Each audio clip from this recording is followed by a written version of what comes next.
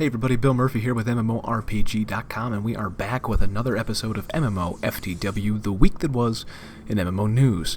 Obviously, it was a pretty big week for two particular MMORPGs, so let's get right to it with the official launch of Guild Wars 2 Heart of Thorns this past Friday. Things went pretty smoothly without a hitch. There was no real server downtime, although they did turn off World vs. World kind of midday Thursday in preparation because they, made sweeping changes to World vs. World and had to relaunch it with, wiped progress and all that stuff. The expansion's out. We have a nice article full of tips and tricks for how to kind of get into the game with get your elite specs going and everything like that. Our review in progress will begin on Monday. Suffice it to say, I think the expansion has been divisive on the forums and on Reddit. There are people that are very, very happy with the content, and then there are people who are not so happy with the seeming grind that masteries and elite specializations are presenting.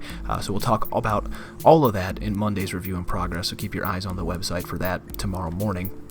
But moving right along, I want to talk about the other big MMORPG that released an expansion this week, at least for early access patrons, and that is Star Wars: The Old Republic with the Knights of the Fallen Empire expansion. If you had been a subscriber since a certain period, I can't remember, you get a week's early access. The rest of the players will get it on Tuesday, this coming October 27th, but for everybody that had been a subscriber, they've been playing it for a week already, and it starts off with 9 chapters of a brand new story, which is on par with anything you've seen really from like Mass Effect or the original Knights of the Old Republic. The cinematics, the sort of direction, and the way the characters actually act and the voice acting, it's all much better than the original vanilla Star Wars. Now I haven't been able to get past the first 9 chapters myself so far. It's only probably about 5 to 7 hours worth of gameplay for those story chapters, but then the world opens up and you have a lot of traditional questing. You have this new alliance mechanic to do and all this other stuff to do as well.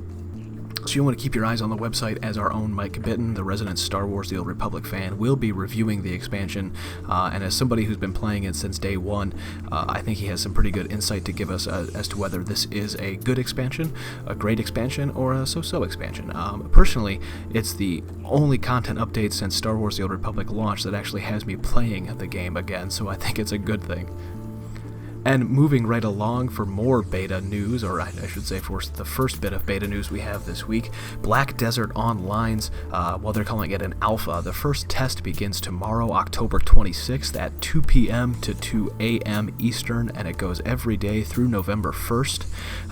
It is the first alpha stress test for the European and North American versions. That's going to be the first time that you can officially play Black Desert in English. We gave away some keys, and hopefully we'll be able to give away more for the next test, or if not this test. I guess they're trying not to completely overload and break the server, so they only gave us 1,250 keys. I'm sorry about that, but our own impressions and streamers and everything like that will be coming live with this version. You'll get a good glimpse of what it's like to play the game in English without having to pick through Russian or Korean or anything like that. So keep your eyes on the website as well, because finally it looks like that very early 2016 we're going to have Black Desert live and officially launched here in North America. And moving right along to another Korean sort of sand park MMO, ArcheAge has officially reversed their stance on the act of player blockades, which is sort of the art using collision detection to set up a blockade of players and make people pay tolls and do things like that. At first, Trion's stance on it was that, hey, that's part of the game, that's kind of what we want.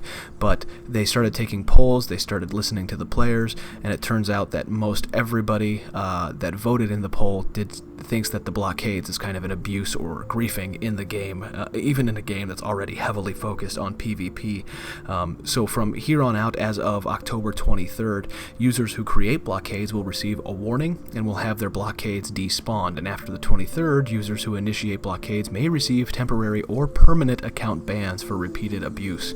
So it's nice to see that Trion is taking a stance against this. Even if they didn't originally think it was a problem, at least they listened to their players, and when the players say, yeah, this is a problem, they go ahead and they back up that their players and turn it into something that hopefully won't happen anymore.